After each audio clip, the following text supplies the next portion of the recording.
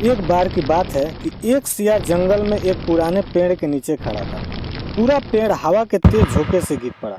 सियार उसकी चपेट में आ गया और बुरी तरह घायल हो गया।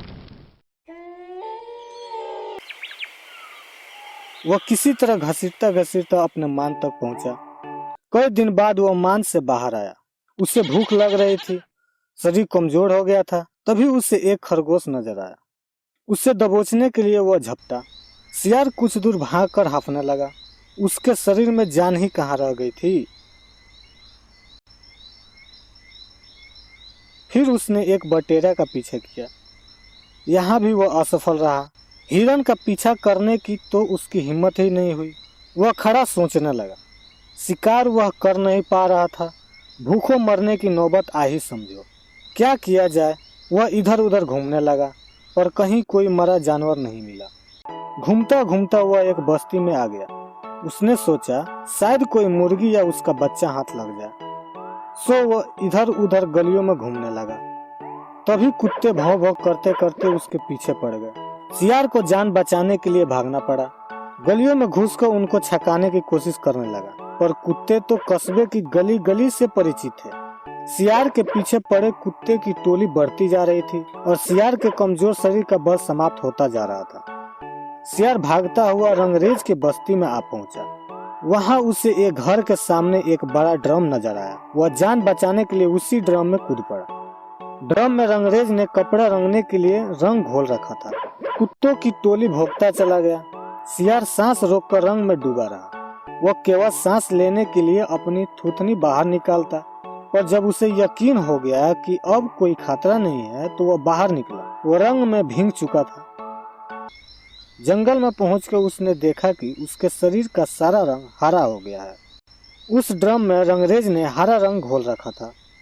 उसके हरे रंग को जो भी जंगली जानवर देखता वो भयभीत हो जाता। उनको खौफ से कांपते देख रंगा सियार को दुष्ट दिमाग में एक योजना आई।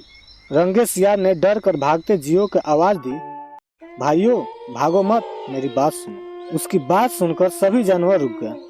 उन जानवरों का डर का सियार ने फायदा उठाया और बोला, देखो देखो मेरा रंग, ऐसा रंग किसी जानवर का धरती पर नहीं है। मतलब समझो, भगवान ने मुझे यह खास रंग तुम्हारे पास भेजा है। तुम सब जानवरों को बुला लाओ तो भगवान का संदेश सुनाओ। उसकी बातों का सब पर गहरा प्रभाव पड़ा। वे जाकर जंगल के दूसरे सभी जानवर को बुला कर लाए। जब सब आ गए तो रंगा सियार ने एक ऊंचे पत्थर पर चढ़कर बोला, वन्य प्राणियों, प्रजापति ब्रह्मा ने मुझे खुद अपने हाथों से इस अलौकिक रंग का प्राणी बनाकर कहा कि संसार में जानवर का कोई शासक नहीं है। तुम्हें जाकर जानवरों का राजा बनकर उनका कल्याण करना है। तुम्हारा नाम सम्राट कुकुद्दुम होगा। तीनों लोग के वन्य जीव तुम्हारी प्रजा होंगे। अब तुम लोग अनाथ नहीं रहे, मेरी छत्र छाया में निर्भर होकर रहो। सभी जानवर वैसे ही सियार के अजीब रंग से चकराए हुए थे। उसकी बातों ने तो जादू का काम किया। शेर, बाघ व चीता को भी ऊपर की सांस ऊपर और नीचे की सांस नीचे रह गई। उसकी बात काटने की किसी में हिम्मत नहीं हुई। देखते देखते सारे जानवर उसके चरण में लौटने लगे और एक स्वर में बोले, हे ब्रह्मा के दूत, प्राणियों के श्रेष्ठ कुकुद्दुम, हम आपको अपना सम्राट स्वीकार करते हैं। भगवान को इच्छा का पालन करके हमें बड़ी प्रसन्नता होगी। एक बूढ़े हाथी ने कहा, हे सम्राट, आप हमें बताइए कि हमारा क्या कर्तव्य है। रंगा सियार सम्राट की तरह पंजा उठाकर बोला, तुम्हें अपने सम्राट का खूब सेवा और आदर करनी चाहिए। उससे कोई तकलीफ नहीं होनी चाहिए। हमारे खाने पीने का सही प्रबंध होना चाहिए। शेर ने सिर झुकाकर कहा, महाराज ऐसा ही होगा। आपकी सेवा करके हमारा जीवन धन्य हो जाएगा। बस सम्राट कुकुद्दुम बने रंगे सियार के शाही ठाठ हो गए। वह राशि शान से रहने लगा। कई लोमड़ी उसकी सेवा में लगी रहती। सियार जिस जीव को मांस खाने की इच्छा जाहिर करता उसकी बलि दी जाती। जब सियार घूमने निकलता तो हाथी आगे आगे सूंड उठाकर बिगुल की तरह चिघाड़ता चलता।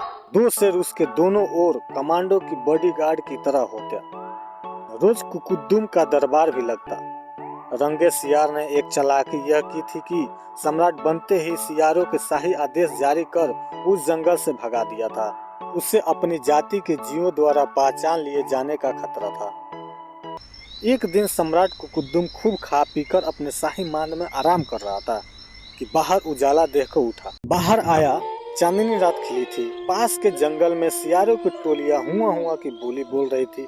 उस आवाज को सुनते ही कुकुद्दुम अपना आपा खो बैठा। उसके अपने अंदर की जमजात स्वभाव ने जोर मारा। वह भी मुंह चांद की ओर उठाकर और सियारों के स्वर मिलाकर हुआ हुआ करने लगा। शेर और बाघ ने उसे हुआ हुआ करते देख लिया। वे चौंके। बाघ बोला, अरे ये तो सियार है, हमें धोखा देकर सम्राट बना रहा। तो दोस्तों, नकलीपन का पोल देर या सवेर जरूर खुलती है।